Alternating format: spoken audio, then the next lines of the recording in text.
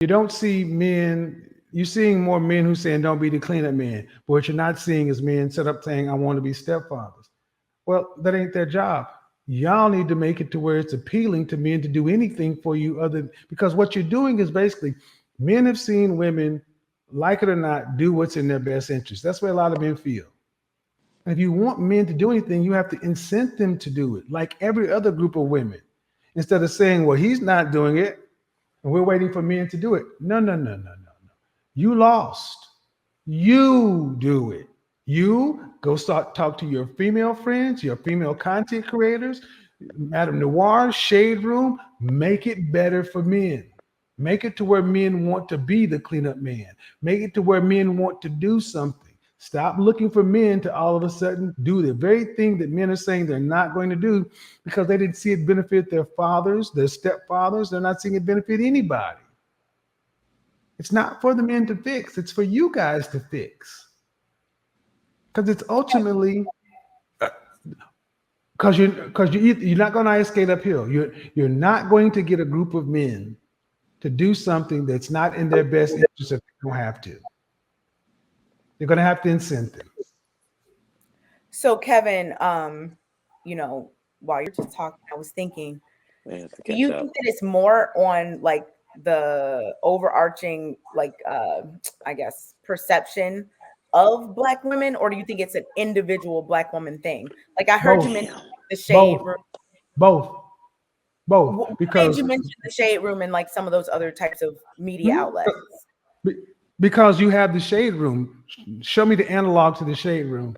Show me the analog to Scrub. Show me the analog to Hot Girl Summer. Show me the analog to Ain't Nothing Going On with the Rent. Show me 10 platforms where Black women are in the mainstream praising Black men.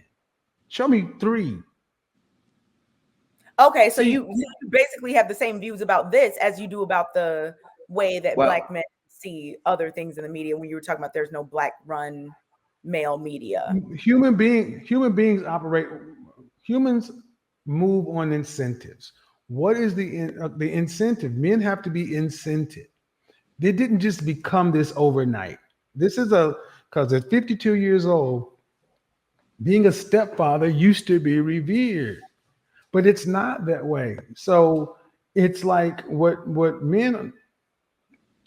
I think men continue here is you want men to move first. You want men to do something. And then it keep thrown back on, well, you're the leaders. You're supposed to do that. Well, no, because you don't pick the men that are over here. You pick the 16% of the men over here to have 80% of the kids. Then you want this 54% that are single and childless and this 30% that are married to mentor this 16% who's making 80%. Did you say 60% of 16? 54% of Black men are single and childless. 30% of Black men are married. 8 out of 10 children in the Black community are born to single mothers. That math roughly breaks down to 16% of men fathering 80% of children. When did a woman you has come up with that, or did you see that somewhere? Oh, blackdemographics.com. These stats are pretty well fleshed out. Great, Kevin. Well, okay. You look at even anecdotally. Come on, you look at when the case in Memphis. What was it? 3 men, 87 children. Future. We talked about Future and Russell Wilson earlier, didn't we? How many baby mamas Future got? How many kids Future got? Most Black men don't have children. And it's not that they don't want to have children. And one of the biggest unlocks, I will say, Black men want relationships to the tune of 43% of Black men want to be married or in a serious relationship. The problem is finding women who want to be wives who don't already have kids.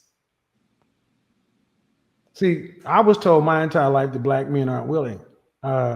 We've seen a big difference. Black men are willing to meet after. See, here's the thing. Black men are willing. But are Black women willing to move first? And what I often hear from Black women is like, well, I'll move if you move. Well, I'm sorry, whether you did it or not, for the last 50 years, the inertia has been one way.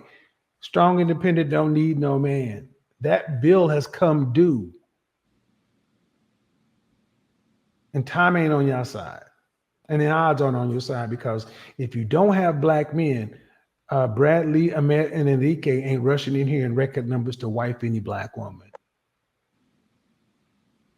That's the reality.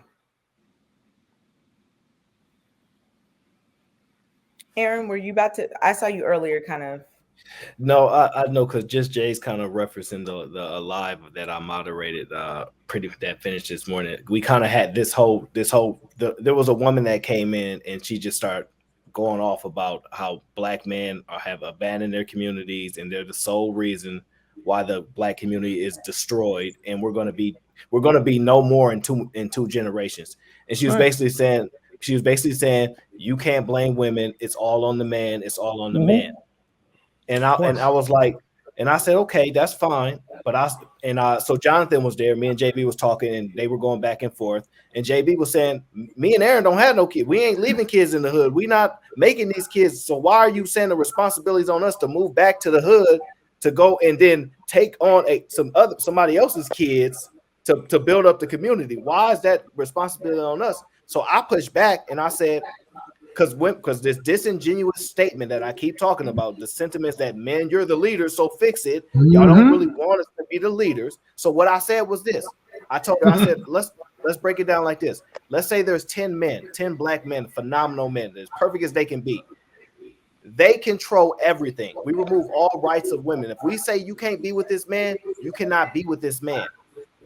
Then there would be no children born to these Pookies and Ray Rays running around, because the men have the control. But the issue lies with women have freedom and that we can't restrict them. And so once I brought that point, it was like, there's nothing we can do to stop it. And she basically wanted us to kill all the Pookies and Ray Rays and get them out the hood and risk our lives to do these things. Let me say one thing, Aaron. Aaron, let me say this before I run. Would it have not been a different conversation if, when that woman came in saying all that stuff, if the women in the chat room in one voice would have shouted her down and said, no, sister, we got to do something different. And if the women would have, instead of having the conversation is always upon men to do something when you cannot restrict freedom. You're free. So women are free to actually come back too. They're free to actually get themselves in order too. And that's the only way this is going to actually work. Free women choosing to get themselves in order with the men they are with. Or, like you said, y'all don't have kids. You can't make it work without women deciding to. See, the consent of the governed. That's the beautiful thing about any free nation. You can be president, but you can be leader, but you have to have the consent of the people you're leading.